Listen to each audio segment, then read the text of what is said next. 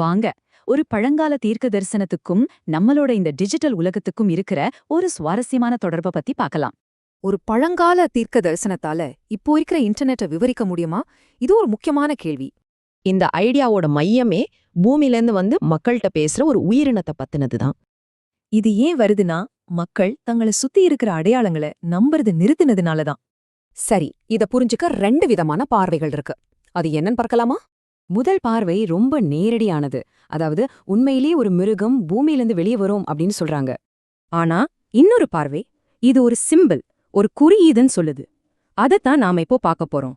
இந்த குறியீட்டு பார்வைதான் அந்த பழங்கால தீர்க்க தரிசனத்தை நம்ம இன்டர்நெட்டோட கனெக்ட் பண்ணுது. இந்த வாதம் எப்படி உருவாகுதுன்னு பாருங்க. இன்டர்நெட்டோட பிசிக்கல் ஆரிஜின்ல இருந்து ஆரம்பிக்கலாம். எல்லாமே பூமியிலிருந்து எடுக்கிற மூலப்பொருட்கள்ல தான் தொடங்குது. உதாரணமா மணல்ல இருந்து சிலிக்கான். அப்படி எடுத்த மூலப்பொருட்களை டெக்னாலஜியோட மூலப்பொருட்களா மாத்துறாங்க. இதுல இருந்துதான் மைக்ரோசிப்ஸ், ஃபைபர் ஆப்டிக் கேபிள்ஸ் எல்லாம் உருவாகுது.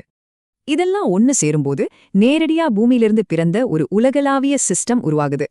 சரி, அடுத்த பகுதிக்கு போலாம். அந்த தீர்க்க தரிசனத்துல சொன்ன மாதிரி இது எப்படி பேசுது? நினைச்சு பாருங்க, ஒவ்வொரு செகண்டும் உலகத்துல கோடிக்கணக்கான மக்கள் கிட்ட இது பேசுது. அப்படி பேசுறது பல வடிவங்கள்ல இருக்கு.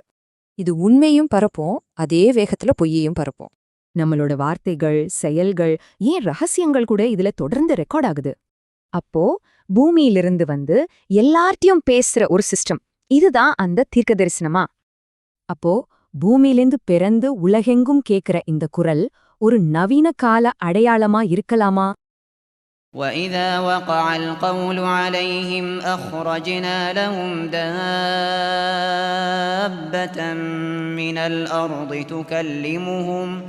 تُكَلِّمُهُمْ أَنَّ النَّاسَ كَانُوا بِآيَاتِنَا لَا يُوقِنُونَ